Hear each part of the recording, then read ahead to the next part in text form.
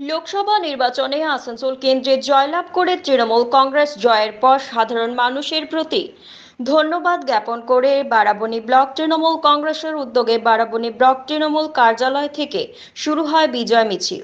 বিজয় মিছিলটি শেষ হয় গৌরাঙ্গী বাস স্ট্যান্ডের এলাকায়। একে অপরের সাথে সবুজ আবির খেলে সবুজ মিষ্টি বিতরণ করে এই জয়ের আনন্দে মেতে ওঠেন তৃণমূল কর্মী সমর্থকরা।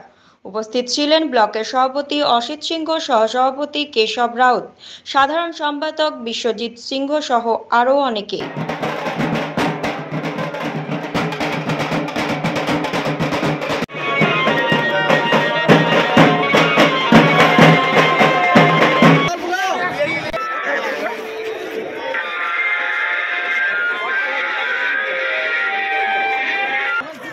সমস্ত কর্মী এবং মানুষ উজাড় করে তৃণমূল কংগ্রেসে ভোট দিয়েছেন।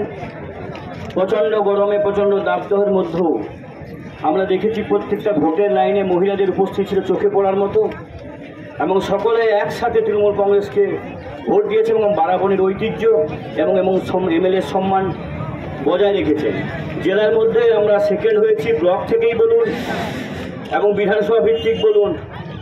ব্লক ভিত্তিক আমরা 5 বছরের পরে সবচেয়ে বেশি লিড প্রায় 20,000 আমরা দিয়েছিলাম, এবং বিধানসভা 5 বছরের পরেই আমরা প্রায় 26,000 ভোটে লিড দিয়েছিলাম।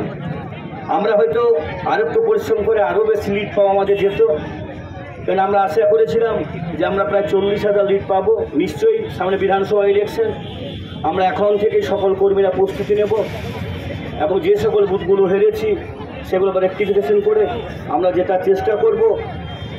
এবং আমরা যদি সকলে একযোগে একসাথে করি, আমাদের এমএলএ মাথার উপর আছেন, আমরা নিশ্চয়ই দিদির উন্নয়ন আছেন, যেভাবে দিদি উন্নয়ন করেছেন। দিল্লিতে এখন একটা ডামাডোল সরকার হয়েছে, যে কোনো সময় সরকার পড়ে যেতে পারে, তাই আমরা একসাথে থাকুন। কেন বারাবণের উন্নয়নে একসাথে থাকলে উন্নয়ন হবে, এবং সেটা কিন্তু বিশেষত পাহাড়িয়া পঞ্চায়েত দেখিয়ে দিয়েছে। প্রায় 8,300 লিড দিয়েছে। আমরা যদি প্রত্যেকটা পঞ্চায়েতে এইভাবে লিড দিতে পারি, নিশ্চয়ই আমরা 50,000 লিড আমাদের ব্লক থেকে 2026-এ আমরা বিধানসভায় দিতে পারবো। কেন বারাবণীতে এখন বিজেপি বলে কিছু নেই, সিপিএম বলে কিছু নেই। যে ভোটগুলো পাচ্ছে, কী করে পাচ্ছে সেটা আমরা ঠিক বুঝতে পারছি না।